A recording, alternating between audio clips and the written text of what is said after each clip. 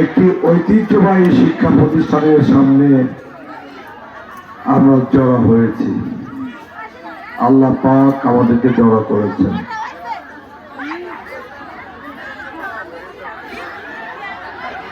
আব্দুল গফুর উচ্চ বিদ্যালয় মাঠে আমরা সবাই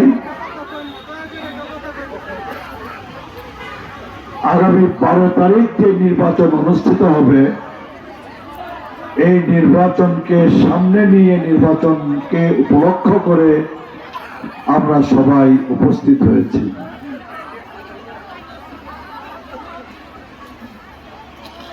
একটি ঐতিহ্যবাহী পরিবার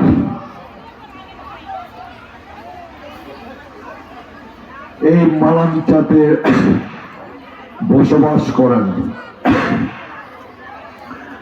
আব্দুল গফুর সাহেব ছিলেন একজন ঐতিহ্যবাহী পরিবারের সম্মানিত ব্যক্তি। ওনার ছেলে এম.এ. রশিদ ছিলেন সরকারের একজন সচিব, আমাদের সকলের গর্বিত সন্তান। ওনার ছেলে হাসান মাহমুদ রাজা, আমাদের সকলের প্রিয় রাজা সাহেব, রাজা ভাই, উনি একজন জনদরদী মানুষ। আমাদের বাংলাদেশের অর্থনীতিতে, বাংলাদেশের অর্থনৈতিক কর্মকাণ্ডে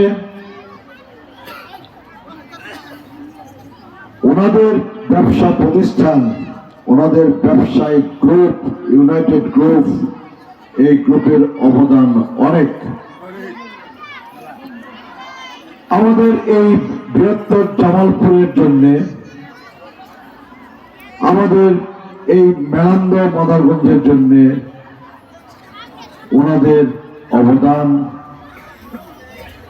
অপরিসীম, অপরিসীম। আমাদের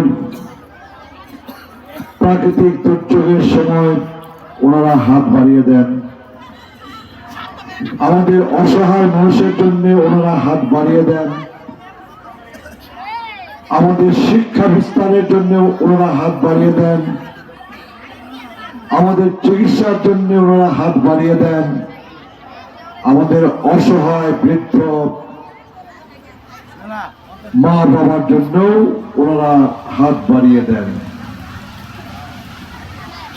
আমি এই মাঠে মিটিং করতে এসে আমি আমাদের প্রিয় রাজা ভাইয়ের দাদা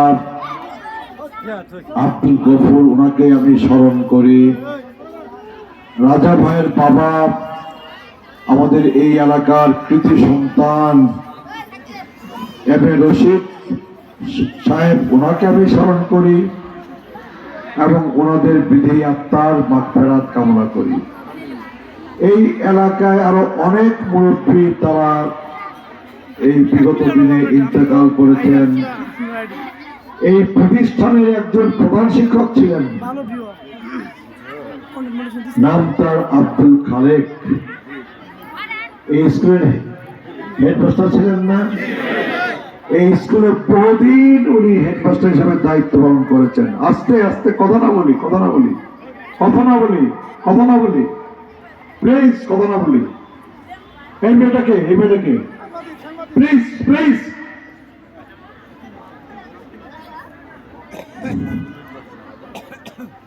ওনাকে আমি স্মরণ করি, ওনার বিদেহী আত্মার মাগফিরাত কামনা করি। আমাদের 5 নম্বর